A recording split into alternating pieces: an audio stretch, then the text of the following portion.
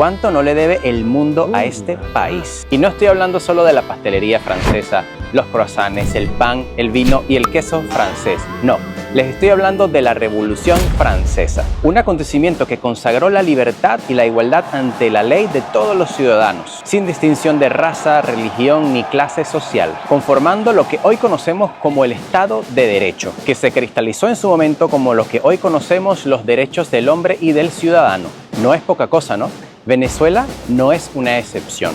Nuestra república también está marcada por la Revolución Francesa y por este país. Compartimos una historia en común, la historia de lo que significa una transición de una monarquía a una república.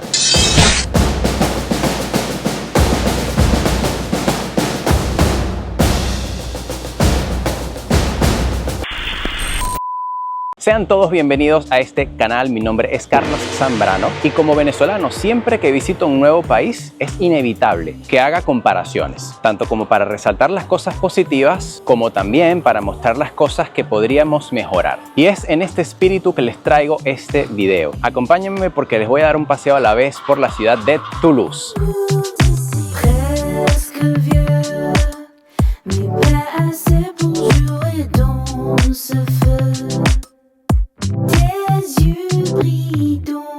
La influencia de Francia en lo que hoy es nuestra República de Venezuela es más que conocida. De aquí obtuvimos la inspiración para independizarnos de España y fundar nuestra república. No solo nosotros, sino todos los países que lucharon por su independencia en el continente americano. El primero de ellos fue Estados Unidos de América. Nuestro vecino del norte es la primera república del mundo, nacida de las ideas de la Ilustración. En nuestro caso, por ejemplo, muchos de nuestros próceres estuvieron también influidos por estas ideas y algunos de ellos hasta participaron activamente en la Revolución Francesa, como es el caso, por ejemplo, de Francisco de Miranda, un criollo venezolano que alcanzó el grado de general de los ejércitos de Francia. Hoy les voy a compartir algunas cosas que como venezolano viviendo en Francia me parecen útiles si las comparamos con nuestro modelo de país. Y si tú no estás de acuerdo con algunos de los puntos que voy a compartir en este video, déjamelo saber en los comentarios. Entonces, ¿qué puede aprender Venezuela de Francia? Punto número 1.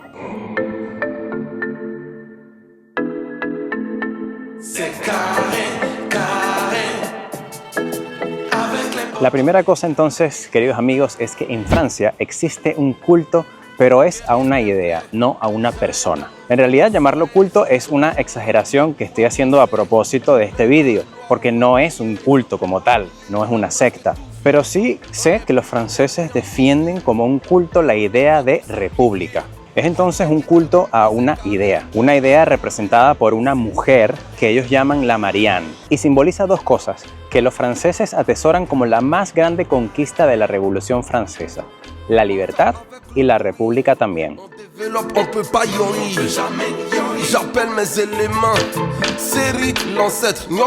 Y cuando hablo de república, me refiero a un gobierno sostenido por sus instituciones democráticas, donde todos los ciudadanos pueden elegir sus dirigentes políticos sin distinción y en el que la totalidad de ellos son iguales ante la ley.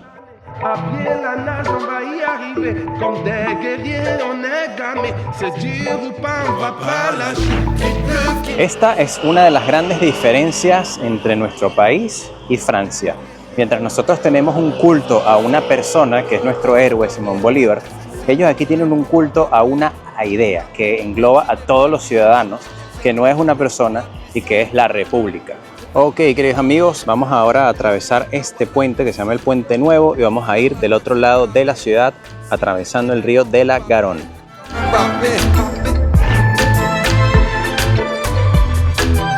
¿Qué ha pasado entonces en Venezuela? Nosotros le rendimos culto entonces a una persona y las personas, que no somos perfectas, no pueden alcanzar el ideal de la perfección que buscamos los seres humanos. Por ello habrá quienes veneren a esa persona y quienes no.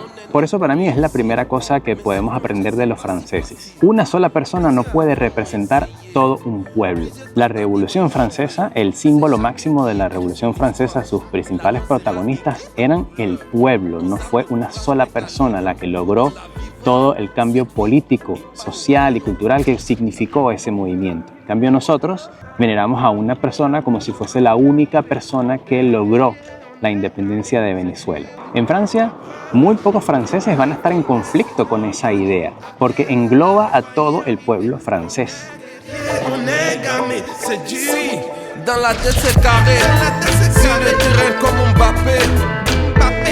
El culto a la personalidad, en este caso nuestro culto a Bolívar, sea Bolívar y sea cualquier persona, es realmente el último vestigio que nos queda de la monarquía. Cuando se pensó utilizar a Bolívar para apaciguar los ánimos de los venezolanos luego de la guerra de independencia, realmente lo que se hizo fue meter al rey en nuestra república. Es decir, suplantar el culto que le tenían los venezolanos al rey con otra persona, en este caso Bolívar. Imagínense que durante la colonia, cuando éramos parte de España, estábamos bajo la monarquía española, cada persona que se lo podía permitir tenía una imagen del rey en su casa, o sea, veneraban al rey como el elegido de Dios para gobernar.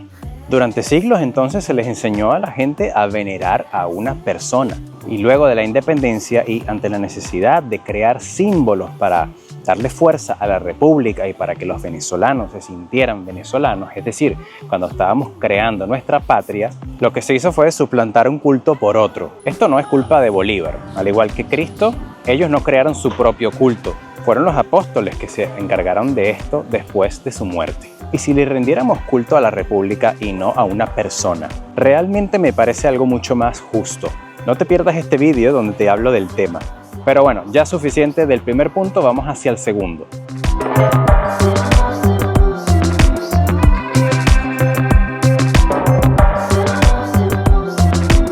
La segunda cosa que podríamos aprender de los franceses es a ser más eficientes y gerenciar mejor nuestro dinero. ¿De qué les hablo? En 2014, el presidente François Hollande redujo el número de provincias, de regiones, que le llaman aquí en Francia, de 22 a 13. ¿Por qué se hizo esto? Porque se pensaba que se podría reducir el gasto fiscal en unos 12.000 millones de euros al año, solo con este ajuste. Si eso se logró o no, eso todavía no lo sé. Las franceses que he preguntado no me han sabido decir si eso realmente significó algo positivo o no para el país, pero si quiero rescatar, la intención con la que se hizo ese cambio fue para ahorrar dinero.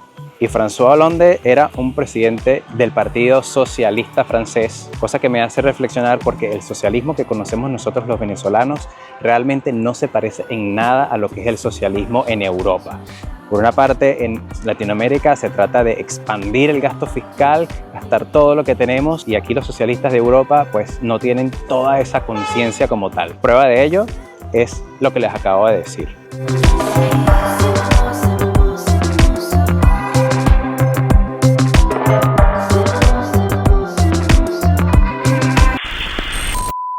Ok, vamos a hablar entonces del tercer punto importante que podemos aprender de Francia, y es lo que invierte en educación. Francia invierte el 6.8% de su Producto Interno Bruto en educación. Y en Venezuela... espera un segundo. No, déjenme buscar en internet a ver. No se puede encontrar esta información. El tema es que desde hace unos años, los datos específicos sobre lo que se invierte en educación en Venezuela no son conocidos. Nadie lo sabe, porque esos datos no son de conocimiento público. Lo que se sabe es que el dinero que se invierte en educación varía, pero hay una falta de transparencia en la administración pública en Venezuela. Lo único que podemos saber es que el Estado venezolano invierte el 77.4% de su Producto Interno Bruto en inversión social. Eso quiere decir que lo invierten como le da la gana y nadie sabe cómo lo invierten. Y esto me lleva al punto número 4.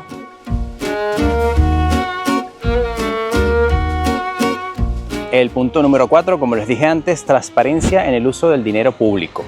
En 2013, los franceses crean lo que ellos llaman la Alta Autoridad para la Transparencia de la Vida Pública, que se encarga de controlar, las declaraciones de patrimonio y de intereses de los altos cargos públicos. ¿Cuál es el objetivo de esto? Que todo el mundo sepa lo que los dirigentes que ocupan altos cargos en el gobierno sepan lo que tienen antes de entrar al gobierno, y así haya un control sobre estas personas para que no tengan hechos de corrupción. Pero bueno, en Venezuela todavía eso no lo hemos aprendido. No hay transparencia en el uso del dinero público, no hay transparencia en qué es lo que tienen los altos cargos del gobierno antes y después de estar en el gobierno. Esto es un tema que hay que resolver.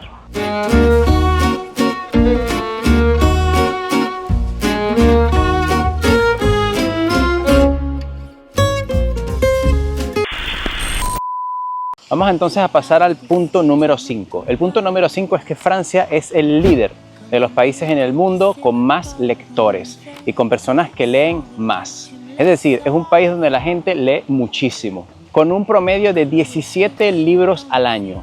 Venezuela no se queda atrás, pero no es tan lectora como Francia. Nosotros estamos en un promedio de 5 libros al año cada persona. Y para este punto les quiero compartir una frase de una santa mística española, Santa Teresa de Jesús. Ella decía: lee y conducirás, no leas y serás conducido. Vamos a hablar entonces del punto número 6, ¿qué es lo que puede aprender Venezuela de Francia? El punto número 6 es un poco polémico, tanto para los venezolanos como para los franceses que van a escucharlo, porque según mi opinión, los franceses no son nacionalistas. Vamos a explicar esto un poco más en profundidad, porque para el público venezolano esto va a ser difícil de entender y quizás algunos franceses no entienden lo que quiero decir. Una cosa es que los franceses realmente sienten orgullo de ser franceses y sienten orgullo de su país.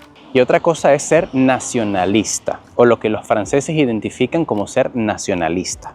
Y los franceses sienten orgullo, pero no lo demuestran. Por ejemplo, los franceses normalmente no van a levantar la bandera de Francia o van a hacer demostraciones públicas de nacionalismo. Eso contrasta mucho con lo que yo conocí en mi país. Y la primera vez que viajé a Europa, esto fue una de las cosas que más me llamaron la atención, tanto en Francia como en otros países europeos. Y es raro porque como venezolano, ver que para los franceses levantar la bandera es mal visto me parece muy extraño, porque en Venezuela eso no es así. Pero ¿por qué somos tan diferentes en este aspecto?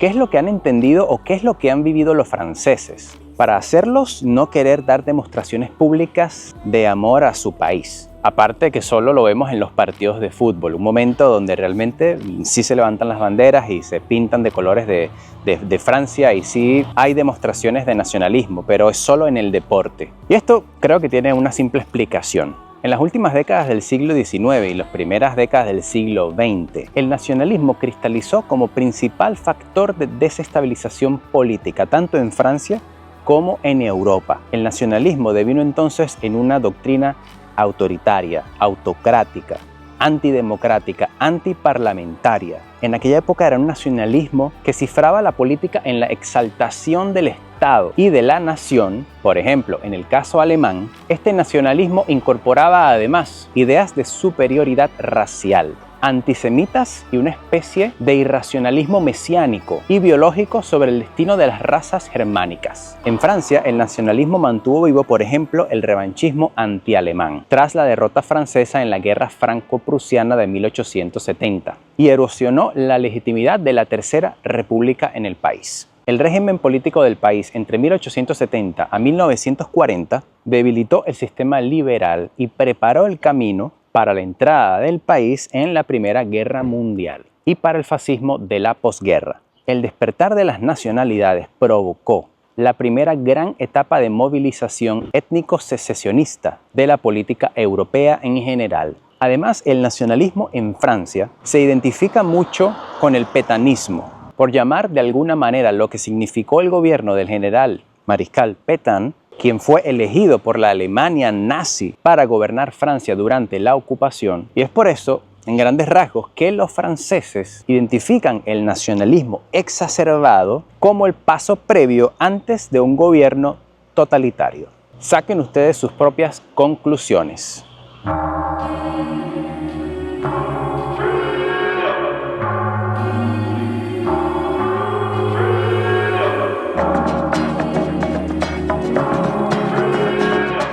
Vamos entonces a hablar del punto número 7. ¿Qué otra cosa podemos aprender?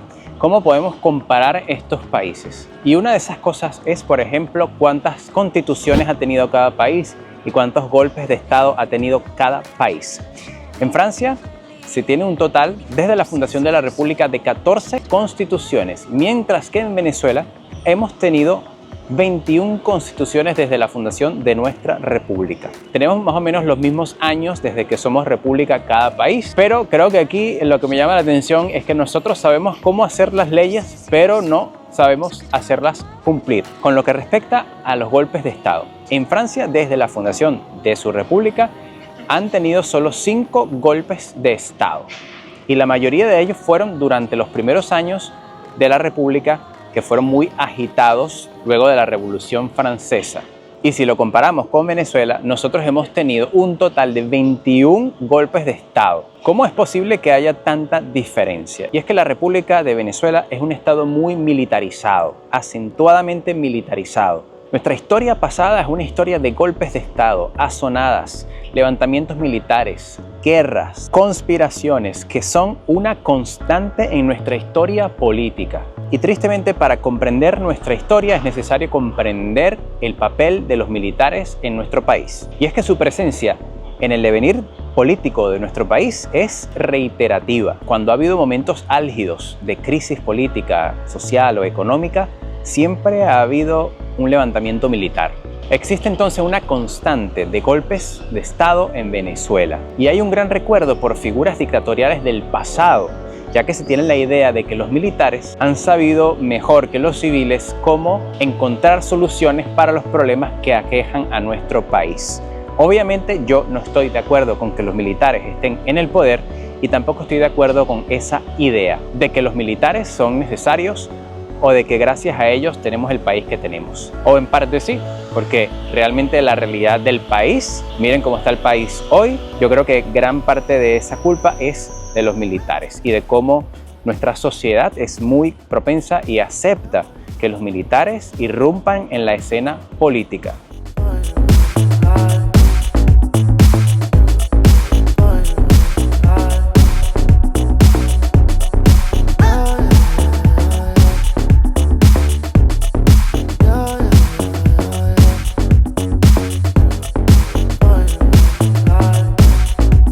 El octavo punto. Debido a la historia tan conflictiva que ha tenido Francia y la Unión Europea en el siglo XX y el surgimiento de tantos dictadores en todos los países europeos, que Francia, junto a la Unión Europea, ha diseñado su democracia para hacer que los grupos políticos dentro de cada país tengan que ponerse de acuerdo y evitar el surgimiento de líderes autocráticos o dictadores. Su sistema político se basa en un gobierno limitado, una justicia independiente, un sistema plural de partidos, que también lo tenemos a duras penas en Venezuela, medios libres y una sociedad abierta. Y si bien es cierto que nosotros, en la letra de la Constitución y en nuestra democracia muy malograda, pero todavía viva, tenemos algunos de estos puntos realmente, pues muchas veces, y el caso de hoy en día, hay líderes que destruyen el país y sus instituciones.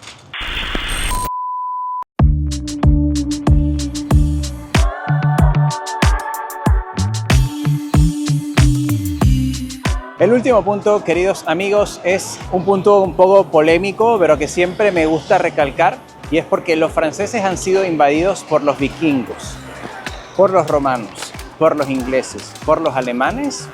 De la poca cosa histórica que les puedo decir de Francia, quizás ha habido algunas otras invasiones, pero yo no escucho a los franceses llorando o quejándose de que han sido conquistados o de que han invadido su país otras civilizaciones o otros países. Contrariamente a nosotros, que realmente vivimos llorando, haciéndonos las víctimas porque nos han invadido los españoles, no aceptamos esto, echamos la culpa a la España de hoy en día, como si un francés le echara la culpa a los ingleses o a los alemanes que invadieron su país recientemente, vamos, hace algunas décadas, y eso tú no lo escuchas de los franceses. No significa que no haya un poco de resentimiento, pero realmente las nuevas generaciones no tienen ningún problema en relacionarse entre ellos, y tú no vas a escuchar a un francés echándole en cara, por ejemplo, a un alemán, unos jóvenes de 20 años diciéndose, sí, porque tu país me invadió. No, esto es historia pasada. Si no podemos pasar la página de la historia, realmente no existiría la Unión Europea. Y eso es una cosa que los venezolanos y muchos países de Latinoamérica tienen que aprender, que no podemos seguir siendo víctimas del pasado y que tenemos que relacionarnos con los países de hoy en día en el presente, no viendo hacia el pasado.